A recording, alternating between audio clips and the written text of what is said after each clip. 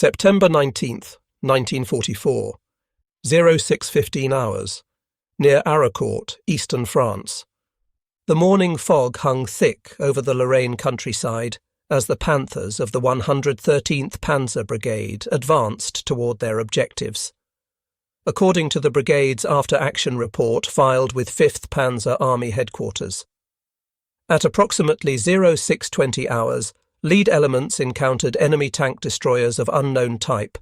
Enemy vehicles demonstrated exceptional mobility, engaging our tanks at ranges of 400 to 800 metres before rapidly displacing. Initial contact resulted in loss of 3 Panthers within 5 minutes. Through the mist, German tank crews heard a sound they had never encountered before, a high-pitched engine whine, almost like an aircraft. Low silhouettes materialized from the fog, fired rapid salvos, and vanished before German gunners could traverse their turrets to engage. The entire attack pattern lasted less than 20 seconds per engagement. Across the battlefield that morning, 39 German tanks of the 113th Panzer Brigade, commanded by Colonel Erich von Seckendorf, were about to discover a terrifying truth. The Americans had built a tank destroyer that could reach 55 miles per hour, faster than any tracked armoured vehicle in existence. While German doctrine assumed all tank destroyers would be slow, heavily armoured fortresses like their own jagged Panthers, the M18 Hellcat had been designed around a completely different philosophy: speed as armour, mobility as survival, agility as lethality. The mathematics of tank combat were about to be rewritten. A Panther's turret needed 18 to 60 seconds for full rotation depending on engine speed. The Hellcat's hydraulic turret could traverse 360 degrees in just 24 seconds, independent of engine RPM. At 55 miles per hour, the M18 could cover 400 metres before a Tiger tank's turret could traverse even 90 degrees. The transformation began in December 1941, when Lieutenant Colonel Andrew Davis Bruce stood before a classified briefing at the War Department. The devastating success of German blitzkrieg tactics had shattered conventional military thinking. Poland had fallen in 35 days. France, with the world's largest army, had collapsed in 6 weeks. The Wehrmacht's Panzer divisions had proven that mobility and concentration could defeat any static defence. Bruce, a cavalryman by training who understood the value of speed and manoeuvre, proposed something radical. Instead of matching German tanks ton for ton, gun for gun, America would build a vehicle that hunted tanks the way cavalry once hunted infantry, through speed, surprise, and superior mobility. The tank destroyer force would operate under a simple motto: seek, strike, destroy. The U.S. Ordnance Department issued requirements for a fast tank destroyer in December 1941. The specifications evolved rapidly through 1942, initially calling for a 37mm gun, then 57mm, then 75mm, and finally the 76mm gun. The Christie suspension was considered but dropped for torsion bars. By April 1943, Buick's T-70 prototype demonstrated speeds that seemed impossible for a tracked vehicle. German intelligence, when they learned of American tank destroyer development, dismissed it as typical American naivety. Wehrmacht doctrine, proven in 4 years of combat, taught that effective tank destroyers required heavy armour and powerful guns, like their 88mm armed Jagd Panthers weighing 46 tons. The idea that Americans would build a 17.7-ton vehicle with armour no thicker than 25mm seemed militarily absurd. May 23, 1944, the Anzio breakout. The Hermann Göring Panzer Division encountered their first M18s during the fighting around Cisterna. The division's daily combat report to the 14th Panzer Corps noted, "Enemy employs new tank destroyer type. Vehicle speed estimated 70 to 80 km per hour. 2 Panzer IVs destroyed before enemy vehicle withdrew.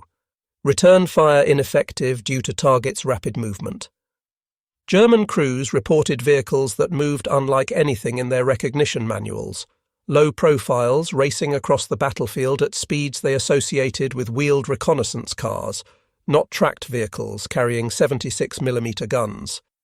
The reports reached Berlin, where they were filed as unconfirmed and likely exaggerated. The German High Command believed experienced crews were overestimating enemy capabilities under combat stress. September 1944 brought the full devastating revelation. The US Third Army's advance through Lorraine had stretched German defensive lines to the breaking point. Hitler personally ordered a counter-offensive to recapture Nancy and destroy Patton's spearhead. The 5th Panzer Army, under General Hasso von Manteuffel, assembled its best available units, the newly formed 111th and 113th Panzer Brigades, equipped with factory-fresh Panthers. The 704th Tank Destroyer Battalion, attached to the 4th Armoured Division's Combat Command A, had positioned their M18 around Aracourt. As dawn broke on September 19th, the German attack developed in heavy fog. Lieutenant Edwin Leiper's platoon of M18 struck with devastating precision. According to the 704th's after-action report, Lieutenant Leiper's platoon engaged enemy armour at ranges of 400 to 800 yards. Employing shoot-and-scoot tactics, destroyed 15 enemy tanks in approximately 30 minutes of combat. Sergeant Henry R. Hartmann's M18, positioned on the platoon's flank, achieved extraordinary success. His gunner knocked out 6 Panthers in rapid succession, each time displacing to a new firing position before German tanks could return fire. Hartmann would later receive the Distinguished Service Cross for his actions. The 113th Panzer Brigade's losses were catastrophic.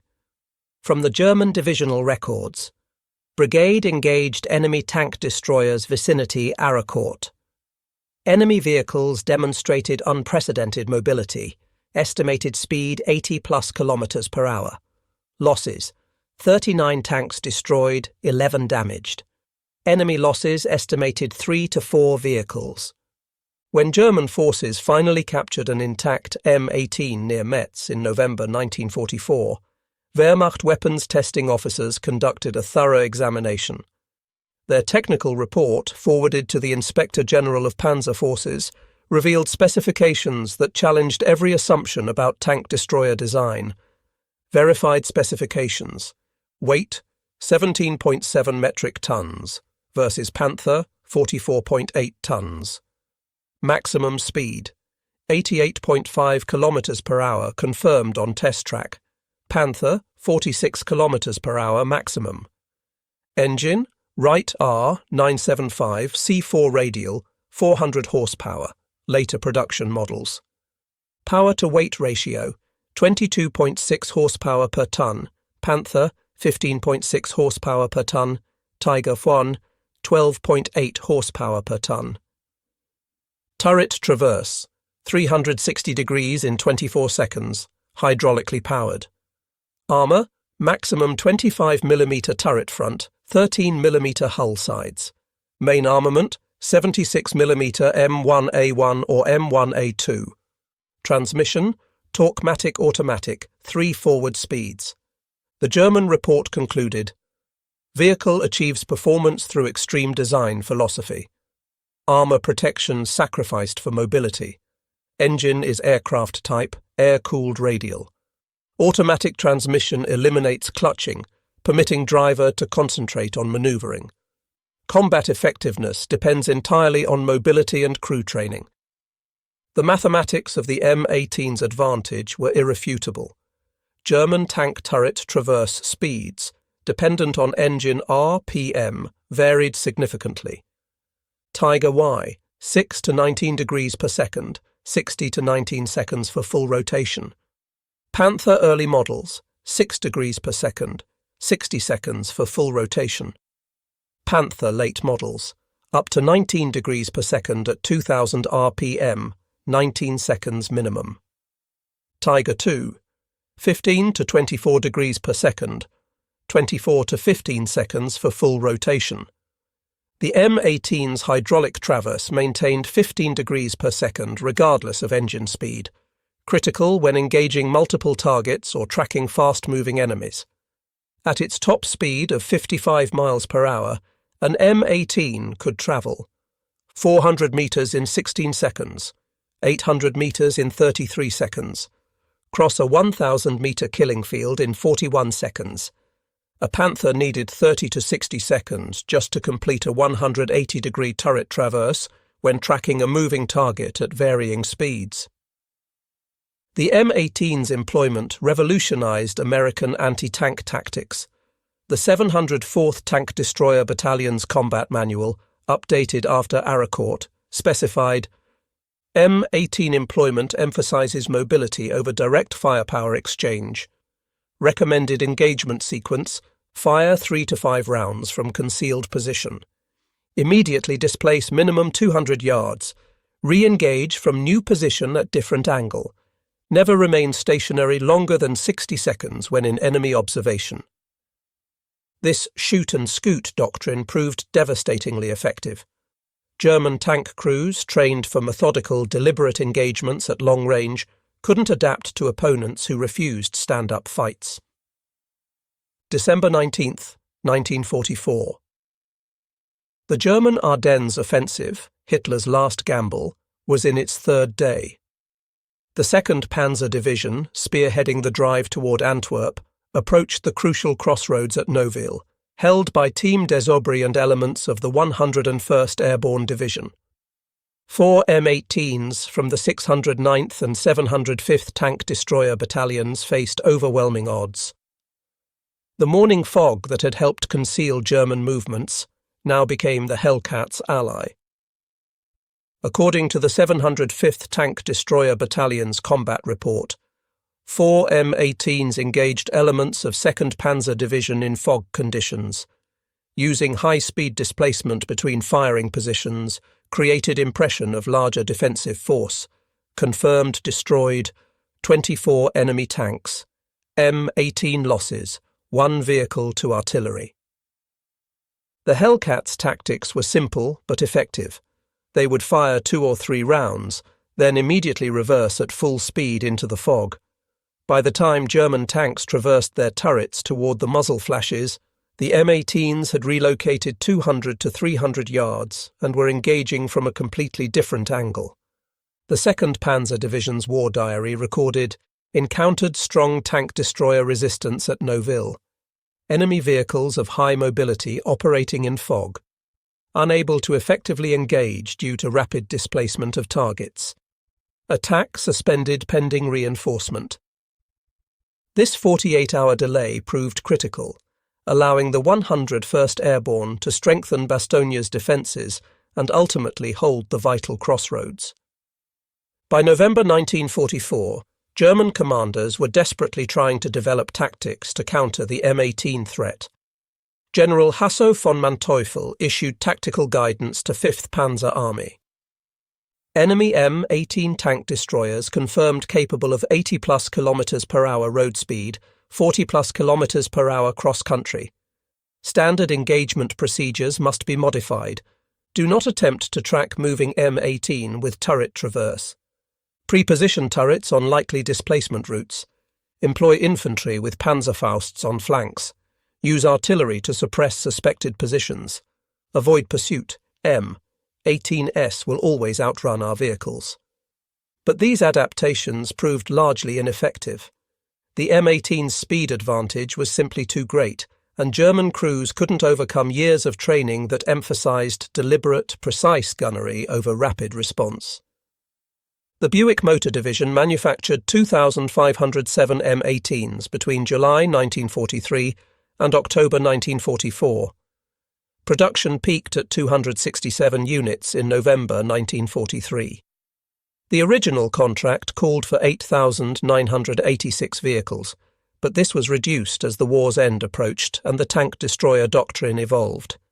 Each M18 cost $55,230 in 1943 dollars, relatively expensive due to the specialized engine and transmission, but still mass-producible using American automotive industry techniques. By contrast, a German Panther cost approximately 117,100 Reichsmarks and required significantly more production time due to its complex final drive and transmission systems. The M18 was designed for mass production from the start. The Wright R975 radial engine was already in production for aircraft and other vehicles. The Torquematic transmission eliminated complex driver training. The open-topped turret simplified manufacturing. Standard automotive components were used wherever possible. The Tank Destroyer Training Center at Camp Hood, Texas, developed specialized programs for M18 crews. Training emphasized skills different from conventional tank operations. Driver training focused on high-speed maneuvering, rapid acceleration and braking, and terrain exploitation. Drivers learned to maintain maximum speed while providing stable gun platforms during brief halts. Gunner training emphasized rapid target acquisition and firing on the move. Unlike German gunners trained for deliberate, precise long-range shots, M18 gunners learned to fire quickly at moderate ranges, accepting lower first-round hit probability in exchange for rapid engagement. Commander training stressed battlefield awareness, rapid decision-making, and coordination with other M18. Commanders learned to think 3 moves ahead, always planning their next 2 firing positions before engaging. The psychological profile for M18 crews differed from heavy tank crews. Recruiters looked for men comfortable with risk, able to make instant decisions, and who preferred agility over the psychological comfort of heavy armor. The M18's greatest weakness was obvious: its paper-thin armor. With maximum protection of 25 mm on the turret front and just 13 mm on the hull sides, the vehicle was vulnerable to almost every German anti-tank weapon, including 20 mm anti-aircraft guns at close range, 37 mm anti-tank guns at any range, Panzerfaust infantry weapons, artillery fragments, even heavy machine gun fire at close range on side armor. This vulnerability shaped every aspect of M18 employment. Standard operating procedures emphasized never remain stationary under enemy observation, avoid urban combat where speed is negated, maintain minimum 500-meter standoff from enemy infantry, use terrain masking continuously, coordinate with infantry to suppress enemy anti-tank weapons. M18 crews developed an almost supernatural awareness of their surroundings, constantly scanning for threats and escape routes. By war's end, M18-equipped tank destroyer battalions had compiled the following verified records: kill claims by Battalion 704th Tank Destroyer Battalion, 106 enemy tanks; 603rd Tank Destroyer Battalion, 92 enemy tanks; 609th Tank Destroyer Battalion, 67 enemy tanks; 705th Tank Destroyer Battalion, 89 enemy tanks; 805th Tank Destroyer Battalion, 51 enemy tanks. Overall statistics: total M18s in combat, 540 maximum strength, March 1945. Combat losses, 216 vehicles. Kill-to-loss ratio, 2.3 to 1 in Europe. Average engagement range, 650 meters. Average engagement duration, 2.3 minutes. While the 2.3 to 1 kill ratio was respectable, it fell short of pre-war expectations. More significantly, M18s spent approximately 70% of their combat time in infantry support roles rather than hunting tanks. The tank destroyer doctrine's fundamental assumption of massed enemy armor attacks proved largely incorrect. The Italian campaign presented different challenges.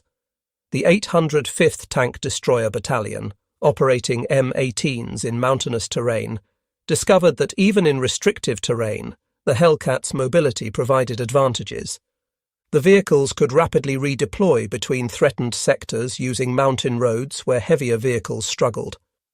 During the Gothic line battles, M18s would race to commanding heights, engage German vehicles in valleys below, then relocate before counter-battery fire arrived. German forces in Italy, accustomed to the generally ponderous Allied movements in difficult terrain, were repeatedly surprised by M18 response times.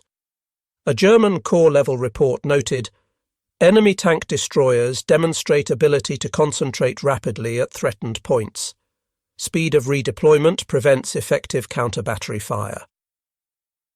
The 637th Tank Destroyer Battalion brought M18 to the Pacific, participating in the Philippines campaign. Against minimal Japanese armour, the vehicles served primarily in bunker busting and infantry support roles. The open turret proved nearly fatal against Japanese infantry tactics. Crews welded improvised overhead cover and chicken wire screens to defend against grenades and satchel charges. The vehicle's speed allowed rapid response to Japanese infiltration attempts, but jungle terrain often negated mobility advantages. The M18 incorporated several revolutionary features.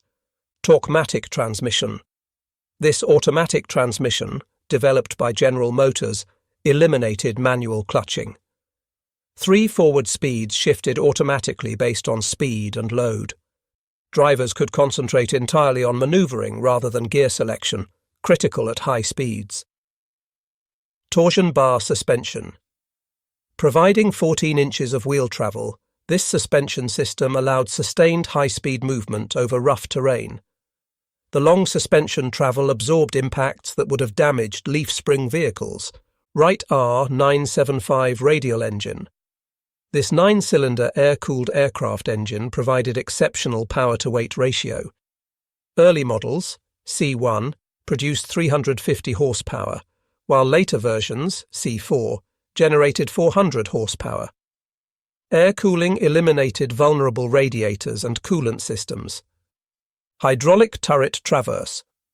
Powered by an electric motor driving a hydraulic pump, this system provided consistent 15 degrees per second traverse regardless of engine speed or vehicle movement, a critical advantage over German manual traverse systems.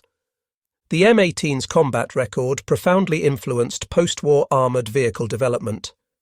While the tank destroyer doctrine itself was abandoned, the tank destroyer force disbanded in November 1945. The Hellcat's demonstration that mobility could substitute for armour resonated globally.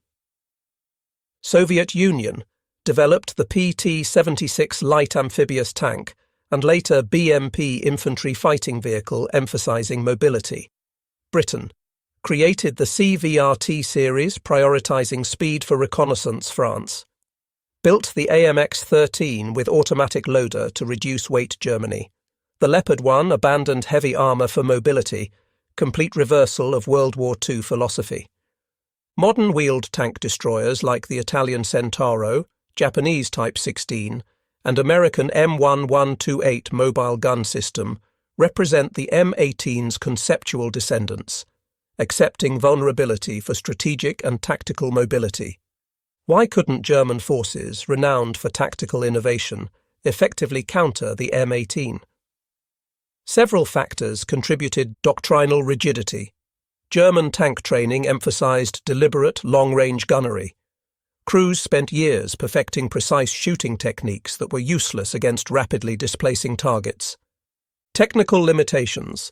German turret traverse systems, dependent on engine RPM, couldn't match the M18's consistent hydraulic traverse.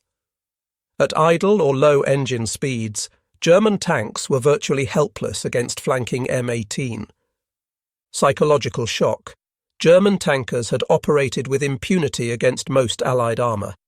The psychological impact of suddenly becoming prey rather than predator cannot be underestimated. Communication breakdown. German tactical radios, already stressed by Allied jamming, couldn't coordinate responses to rapidly moving M18s operating in platoons. In post-war interviews conducted by the U.S. Army's Military History Institute, M18 veterans consistently emphasized speed as their primary survival tool.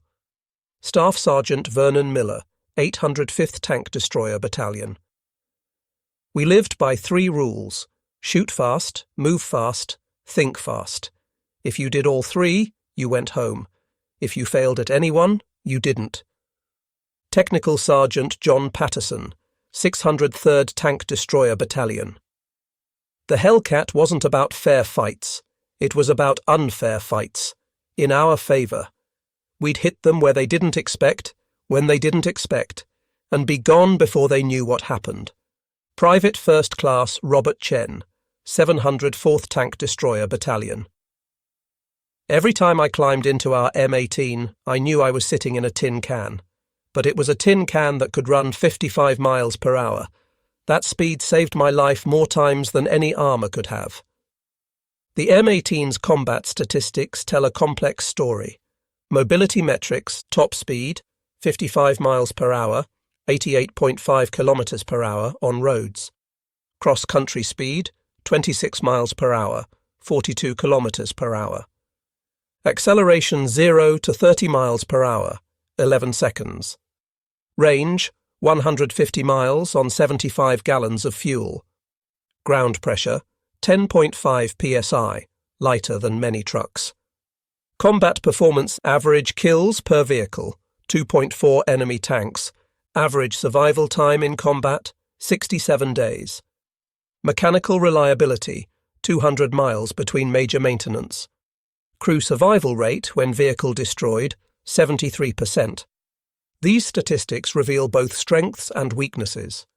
The high crew survival rate reflected the vehicle's speed. Crews could often escape even when their M18 was hit. The relatively short combat survival time confirmed the vulnerability of thin armour. The M18 Hellcat's influence extends beyond specific vehicles to fundamental concepts in modern warfare. Sensor-to-shooter time. Modern combat emphasises rapid target engagement, conceptually similar to the M18's shoot-and-scoot tactics. Active protection. Today's active protection systems represent technology attempting to replicate what the M18 achieved through speed, avoiding hits rather than absorbing them. Network-centric warfare. M18 platoons coordinating rapid attacks from multiple directions presaged modern networked combat operations. Asymmetric response.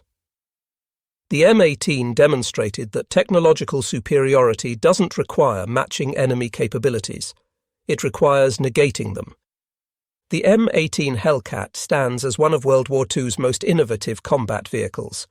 Born from American industrial capability and tactical creativity, it challenged fundamental assumptions about armoured warfare. German tankers, trained to dominate through superior armour and firepower, discovered that American innovation meant changing the rules of engagement entirely. The Hellcat's 55 miles per hour top speed wasn't just a technical specification. It was a paradigm shift that German tactical doctrine couldn't accommodate. The M18 proved that in warfare, as in nature, survival doesn't always favour the strongest or the most heavily armed. Sometimes it favours the fastest, the most agile, the most adaptable. German tank crews, watching their careful aimed shots miss rapidly disappearing M18s, learned this lesson repeatedly in the killing fields of France, the frozen forests of the Ardennes, and the final battles in Germany itself. Today, when military historians analyse the M18 Hellcat, they see more than just a successful tank destroyer. They see American military innovation at its most creative, identifying enemy strengths and systematically negating them through unconventional means. The German tankers never knew the American Hellcat could reach 55 miles per hour until they faced it in combat. That technological surprise, combined with tactical innovation and crew training, created a weapon system that transcended its mechanical specifications. In the end, the M18 Hellcat rewrote the mathematics of armoured combat. It proved that protection didn't require armour, that lethality didn't require the biggest gun, and that battlefield dominance could be achieved through mobility rather than mass. At 55 miles per hour, it outran not just German tanks, but German military doctrine itself. The ghosts of M18S still haunt modern military thinking. Every time a military planner chooses mobility over protection, every time a commander emphasizes speed of action over deliberate preparation, every time a weapons designer accepts vulnerability to achieve performance. The Hellcat's lesson echoes through decades. Sometimes the best armour is not being where the enemy shoots. German tankers of the 113th Panzer Brigade, the 2nd Panzer Division, and dozens of other units learned this lesson in blood and fire. They faced an enemy that refused to fight on their terms, that turned their strengths into weaknesses, that struck and vanished like phantoms in the fog. They learned that American innovation didn't mean building better tanks. It meant building something entirely different, something that moved too fast for their tactics, their training, and their turrets to counter. The M18 Hellcat, 55 miles per hour of American audacity, remains proof that in warfare, speed can be the ultimate weapon. German tankers never knew the American Hellcat could reach such speeds. By the time they learned, it was already too late. The war was lost, not just on the battlefield, but in the realm of imagination, where American engineers dared to trade armour for velocity, creating a predator that hunted the hunters.